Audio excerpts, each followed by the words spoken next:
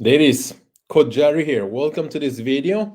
And today we're going to talk about something that I know everybody need information on, and I know everybody take an interest on. And reality is that one of the most difficult thing to get nowadays is attention. And attention is basically created from not what is best, but what is most relevant, right? So today's topic, getting more time, probably this is the biggest excuse in human history. And every single time I hear that now, I either probably don't respond to people, or I just really try, if I see some potential, to give this, advice of what we're going to do today, because realistically is that, there are busy entrepreneurs, moms, which have three jobs, and they still find time not only to do the work and to be almost like an athlete and just track their food. And then there are people that for some reason they feel like that's a given. And the fact that they are moms or they are very busy allows them, entitles them to almost not taking ownership on the fact that they basically choose not to have enough time. Now, why am I making these videos? Because this is part of our mini challenge, and the mini challenge goes into depth into stress, and stress for about 21 days. We have about probably like 10 days more to go, and it's quite important because what we're doing in this challenge differently than usually. And for those of you that never done a challenge, I highly suggest you do it, because not only is something that you're getting real coaching, totally on us, and you don't really have to. It's totally free inside a group. And the other thing that you are learning inside these challenges is how to build habits and how to implement it, right? And what I saw in the past challenges is like people, for example, we drink more water, we just get more protein, and just people do these things for about a certain amount of time until the challenge is up, and then they don't consolidate the habit. Or maybe they do, but they don't post about it. So I said, why don't we just make this challenge differently? We created a chat, and we offered real coaching support in there in a way that is very introspective, meaning like I'm not just telling you what to do, I'm giving you some thoughts and some questions that you can ask yourself, so that finally you can probably get some answers on your own, right? And this is basically what it is. So if nobody's actually here, I know it's kind of like a weird time to go live today, but that's what my schedule allows today. If you're watching a replay, let me know. Replay, this is probably one of the most useful video you're gonna see as far as planning, as far as implementing the right time frame. Because the reality is that stress is high from everybody, and sometimes we're very stressed from things that you don't think. You say you're stressed, whether it's from stressors in your real life, whether it's from families, whether it's from job, and usually it's because it's a lot of chaos going on, right? There is a lot of time that you don't feel like you have. There is a lot of time that you feel like I'm working too much. I go home, I want to have time for my family, I want to have time for myself, and I don't have. And this is why, if you're a single and you don't have a family, this is probably why sometimes you take it all on food, and you just in front of the TV, you start snacking because you feel like that's my me time. I need some dopamine in my brain, I need some relaxation. If you have family, you want to have time with your family, but then they go to sleep, you feel really bad about it, when kids goes to sleep, and then you feel like nothing, not really fulfilled, and you feel like, oh my god, if only I had more time. So we're gonna dive deep in a second on what's that, but before that I want to talk really briefly about the challenge and what we already established. We have at the moment 3 habits, and the habit first was meditating, which is very different than breathing, but all of them, they have the same purpose, the same purpose of lowering your stress level, whether you perceive it or you don't perceive it. They have the same purpose in you reestablishing a balance between your sympathetic and your parasympathetic system, which at times it's responsible for you not lose weight, or better, not lose fat, right? And therefore, it's quite important that you understand that, if you're stressed, and we'll see next week how to measure that stress, right? Very deeply specific way to measure stress that up until 6 months ago I didn't even have the knowledge of, and now we know how to do it, and we see that this impacting hugely our clients' results. So meditation, we said, Relaxing meditation, whatever relaxes you is a good idea. The one I like to do, I like personally to, whether I'm standing or sitting or like laying down early morning, whatever, or late night, is really to breathe in and breathe out. And that's kind of like breathing, but it's mostly meditation. Like you really want to meditate. You want to go in your thoughts and you really you focus on your breathing. And then like when you breathe in and out, you will at some point feel like your brain is like your thoughts are going to start wandering. You're just going to remember that kind of annoying thing, the thing that you need to do. And in that time, you want to take that specific thought, you're realizing you're meditating, and you want to take it back to your thinking. You're breathing. And again, we're meditating here. It's like this has been shown clinically when they open up a skull of a dead person to actually have more myelination on your brain, on your on parts of your brain. That means like you are becoming more mindful on seeing your thinking, on realizing at time when you take that piece of food that you shouldn't. Oh my God, I shouldn't really do that. You realize that before, maybe a week ago, was like you ate this thing and you're like, oh, I'm just gonna do better next time. Meditation. Second thing I said, probably you wanna take more meals for some people. Like most people don't really eat enough, right? You want to take some quick snacks, or you want to eat multiple times in a day, provided you don't eat more than you need. For most people, allows better digestion and lowering gut stress as well. And the third thing was, which we talked about the other day, was box breathing or any relaxation breathing. Or you can look up in Google or in YouTube, and you can actually post under this post if you want on the comments. You can look up diaphragm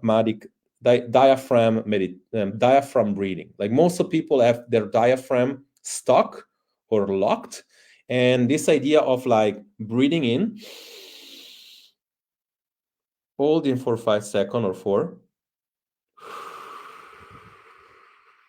breathe out, hold for 5 seconds out, and this is like box. It's like a box, like in, that is like in this way, out this way, hold in. And this is doing for start with 3 minutes or 5 minutes, and you can go up until 10 minutes, up to you.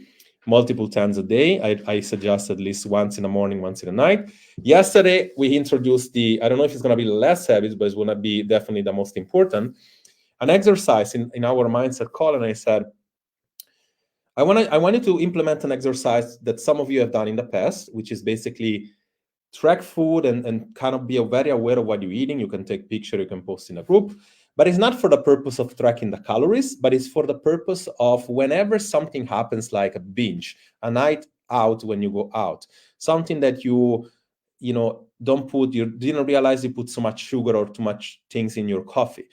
I want you to realize, like, whenever you post, you're going to figure out your behaviors, because if you post, it's because you understand that you did something that you shouldn't really have done.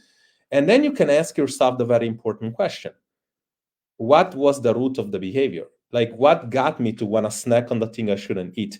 What got me to want to eat late at night?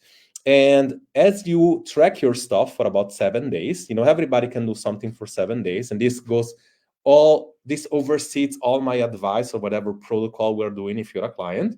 Even if I told you never track, now you could track for 7 days to really realize your behavior. Because you're going to see, if you do this exercise at the end of the week, you're going to be enlightened about the amount of awareness that you gain, things of yourself you never thought about, things that you're learning of yourself. And you'll see my input on this will be whenever I see a post and you put maybe like a description, you're like, oh, I didn't know I was doing this, and it's really bad. And I'm going to ask something like, why was it bad? What got you to start that? And as you get back at me, I can get back at you again. It's called accountability coaching in a way. And we don't mind doing this thing for free. It's like, if I can get you more aware, chances are you're going to want to work on stuff, right? And this is quite important. But today I'm going to offer something that you can start implementing on your day-to-day basis. And again, some of you are going to be basically, maybe some of you already know some of these things, but I know not a lot of people, because this comes from a productivity business program, which I did. And, some of the material you'll see is basically taking, inputs from that. And one thing is like people say, I have no time. And I always say, you have to start making time. You have to start planning stuff like they were your job. You have to start using, it's not like you work and then you have your free time and then you say, if whatever is left on, I can then just how I can then just basically, how do you say, I can just put the workout, squeeze the workout in there. If I don't squeeze it in there, it's whatever, right? So the first thing I want you to do, as I said, you want to be aware of the time you're spending. And the time you're spending, which is kind of crazy nowadays, in social media, is unbelievable. The amount of things that you are spending, the time you're spending, you're not really realizing how much is that. And you can clearly find, for those of you that are going to say, I don't want to track because I don't have time. Well, you can clearly find the time that you should track, taking away something from social media. And if you don't know what to take away, I'm going to show you what to take away. It's simple, right? Go inside your phone. If you have an iPhone, if not, you probably have something of that nature, similar. And you're going to find that this is basically what it is, right? Like this is what a sample of what somebody's spending on Facebook, or and these guys are pretty generous. If you look at mine, it's a lot more time. Obviously, if you want to see it this way, like I'm doing this for a living, so obviously I will spend more time than the average person. But now it's being shown to be dependent, right? What does Facebook call? What does Facebook call people? They don't call them people, they call them users. What in what field do you call people users aside from social media? Drugs dealers, not drug dealers, drug users. And users means like you actually addicted to something. And that's kind of like a crazy part, because like I'm pulling this up now, and as I'm closing this one, I'm opening the arrow, and this is basically the behavior again. This is not, it's definitely, it's material from somewhere else, but this is basically what you see. This is usually the amount in a day that you spend just scrolling, or just like, we got to the point that we lost so much focus that this is basically what happens. It's like the new smoking. It's like, I'm going to get a cigarette now. No, I'm just going to check social media. There is a behavior, a dopamine hit in your brain. Dopamine is produced and stored in your gut. And sometimes you have this wave of happiness and then depression, and then you don't digest well. Serotonin is created in your gut for, I think, 60-70%. Dopamine is stored in your gut on your gut for about a while as well. And therefore, this is basically one of the causes. I'm not saying the whole cause, because some people are in fact, pressed for time because they travel the whole time or whatnot. But this is one of the things, right? And this thing is going to be relevant only if you are a entrepreneur, and because you're gonna say, oh, you know what, I spend most of my time cleaning, I spend most of my time doing something else. This is going to be very relevant. And again, you can also do, it's mostly would be for an entrepreneur or for somebody that has their own business, but you can also like do it in real, like for somebody that works. This is the reality. In fact, this is usually the way it works. This equation here, and because the reality is that everybody has 24 hours, there are just people that are very good in using those 24 hours, because obviously we need 8 to 10 hours of sleep. If otherwise you cannot process anything else. Therefore, prioritize your sleep. This is kind of a problem when it comes to stress. Yet, it's true. You have to clean, you have to do stuff, you have to whatever. Any job that you can delegate for an amount of money, it should be delegated. And this is basically what I'm going to show you now, right? I want you to make this calculation, right? And this is basically what it is, right? You take this equation here and you just do this job over here, like this work over here, right? What is the value of your current time? If you work, let's say 40 hours per week, right? And you make, I don't know, let's say, 35 hours, 35, per week, right? 40 hours times 35, you're making now you're making about, I don't know, 1,400 euro per week, 1,400 euro per week, right? Now, if you have 14-hour euro per week and then you divided this by 24 hours, you are left with 58. The value of your current time is 58 euro. The value of your current time is 58 euro. Okay. So now, anything that you can delegate for 1 hour to clean your house, to get a babysitter, you can do that for less than the 58 hours per week. You basically selling your time if you don't do it. If you don't do it, you're selling your time. When you're an entrepreneur, we know this equation pretty crystal clear, because it's like, if you don't fucking get a babysitter, now you're losing $58. Anything that is like less than that needs to be delegated, because you're at least worth 58. Now the question is, in that hour that you're gonna work, are you gonna produce more than $58? If you're an entrepreneur and that the answer is yes, say you're making phone calls and you can make sales or whatever, you should definitely delegate it. But even if you're a person that works and you're like, my worth is more than $58, my time with my child, my time with my with my family, with my significant other, but I need to clean the house, I only have an hour, what am I going to choose? Well, think about it. Like, do you spend more time with your father, mother, significant other, husband, wife, whatever, or more with your kid, or you clean the house? Do you know that you have to go to the gym? You're doing very well. Why don't you just take a babysitter or put it on daycare? Sometimes they even do it for free in some gyms.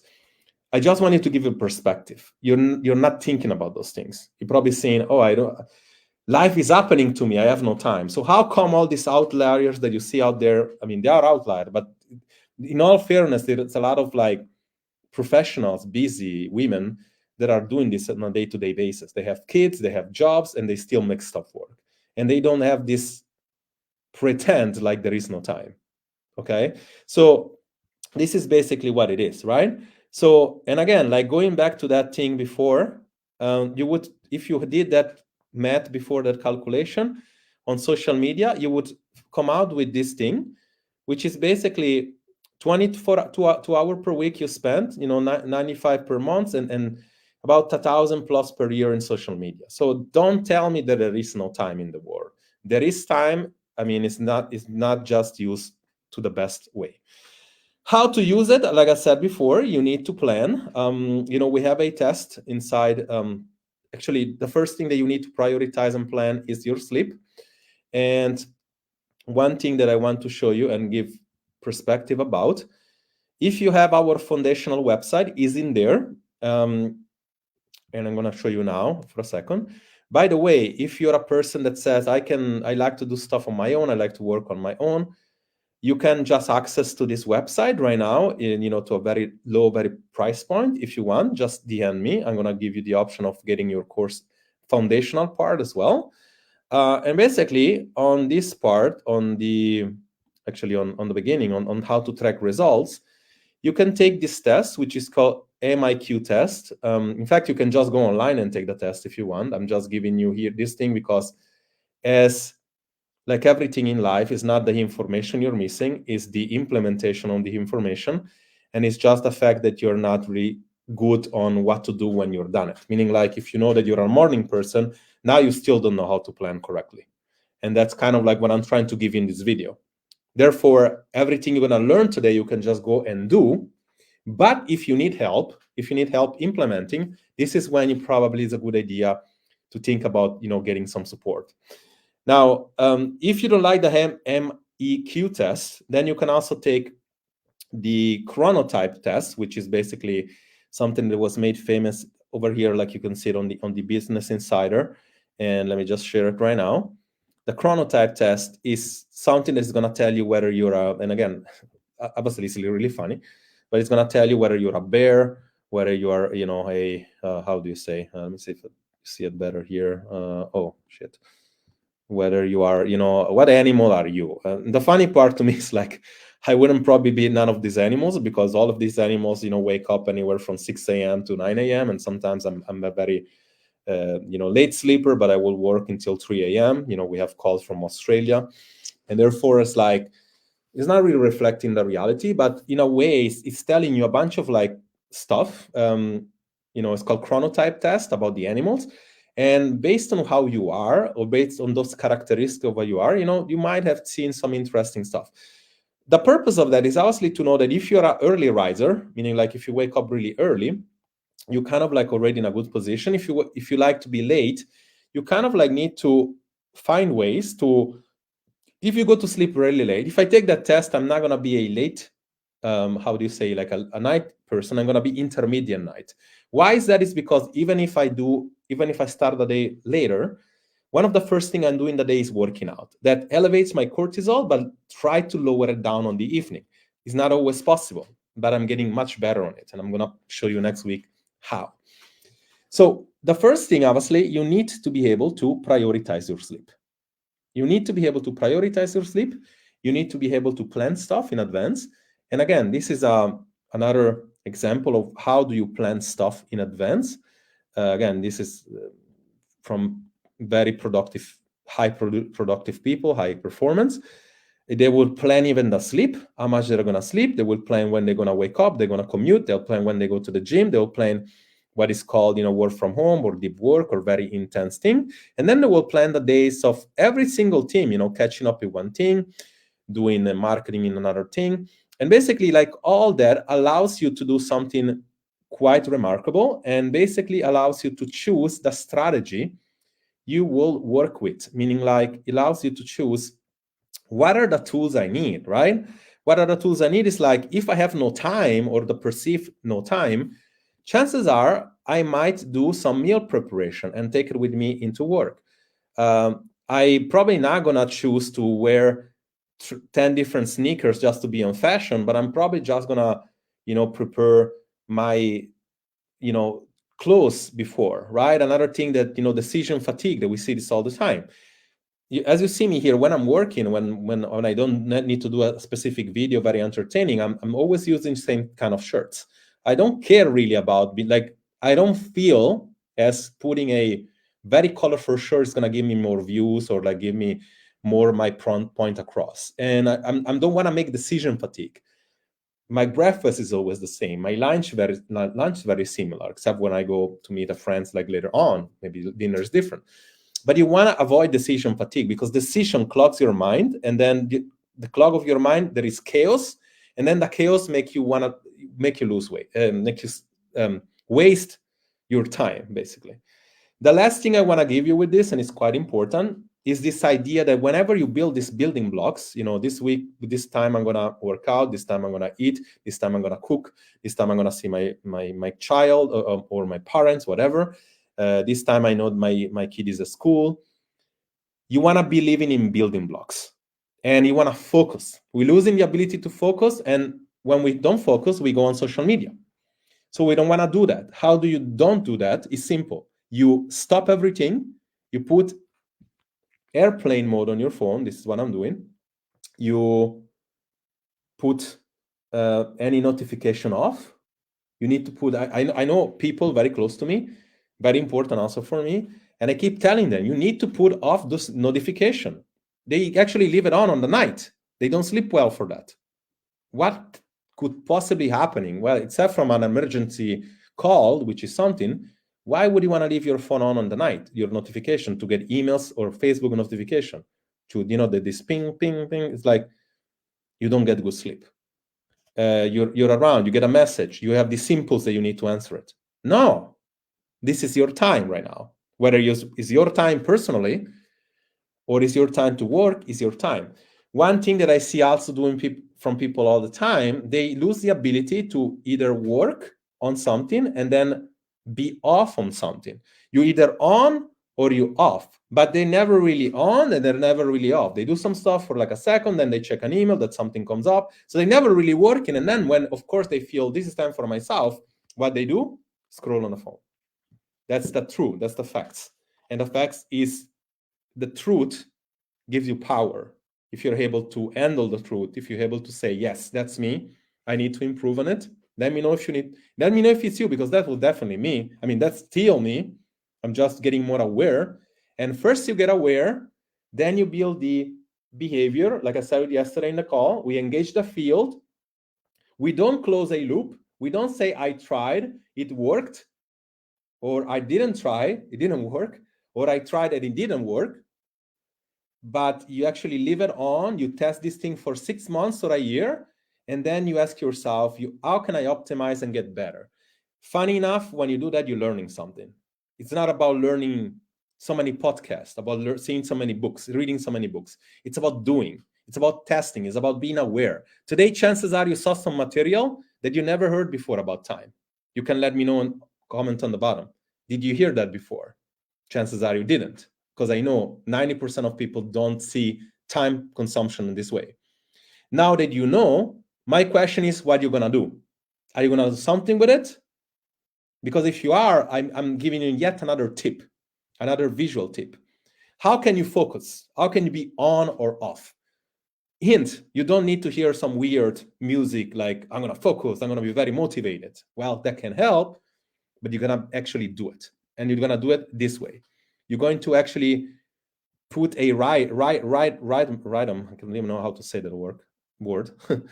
And you're basically going to work on building blocks. When you're on, you're on. When you're off, you're off. So activity level, right? You're going to have 90 minutes building blocks. I don't want you to start with 90 minutes building block. It's like 90 minutes on, 20 minutes off. 90 minutes on, 20 minutes off.